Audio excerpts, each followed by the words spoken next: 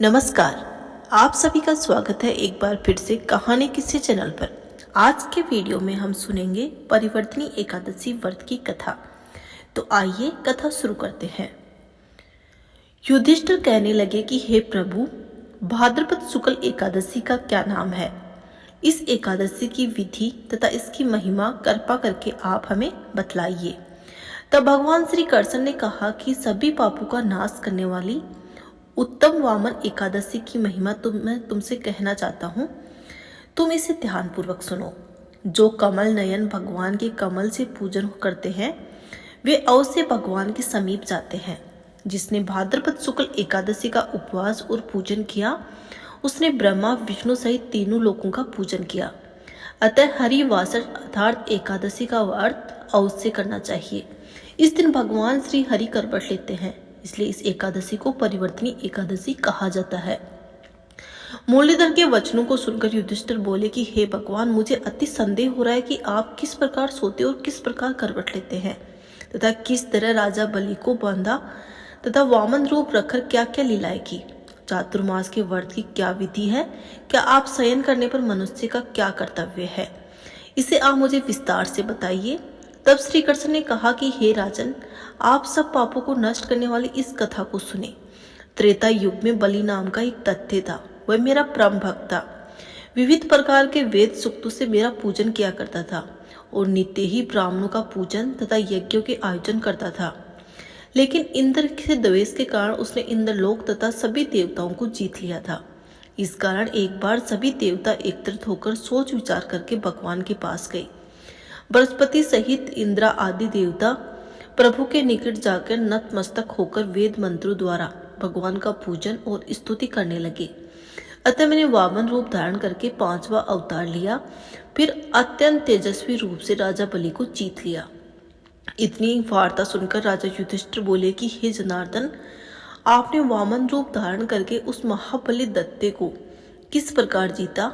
तब भगवान श्री कृष्ण कहने लगे कि मैंने बलि से 3 पग भूमि की याचना करते हुए कहा कि ये मुझको 3 लोक के समान है और ये राजन मुझको अवश्य ही देनी होगी।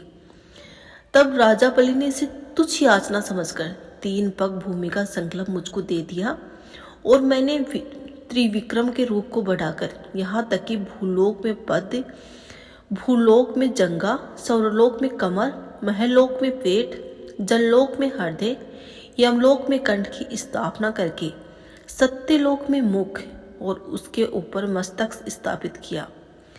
चंद्रमा आदि सब ग्रह, गण, योग, नक्षत्र, इंद्र आदि देवता और शेष आदि सभी नागणों के विविध प्रकार के वेद सूक्तों से प्रार्थना की। तब मैंने राजा बलि का हाथ पकड़कर कहा कि हे राजन, एक पद से पृथ्वी, दूसरी पद से स्वर्गलोक पूर्ण हो गए। अब मैं तीसरा पग कहाँ रखूं?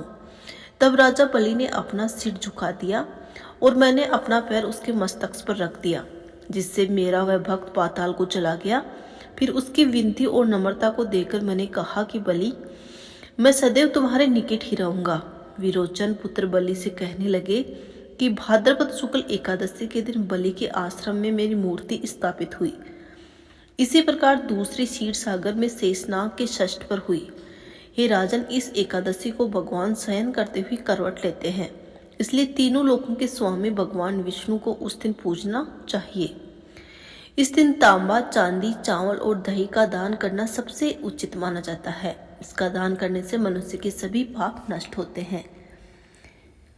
इसके साथ ही रात्रि को जागरण जरूर करना चाहिए। जो विधि पूर्वक इस एकादशी का व्रत करते हैं वे सब पापों से मुक्त होकर स्वर्गलोक में जाकर चंद्रमा के समान प्रकाशित होते हैं और यश को प्राप्त होते हैं। जो साधक इस कथा को पढ़ते या फिर सुनते हैं उनको 1000 अश्वमेघ यज्ञ का फल प्राप्त होता है और श्री हरि की कृपा से सदैव प्राप्त होती है। बोलिए श्री विष्णु भगवान की जय। आशा करती हूँ कि दोस्तों आपको ये कथा जरूर पसंद आ रही होगी।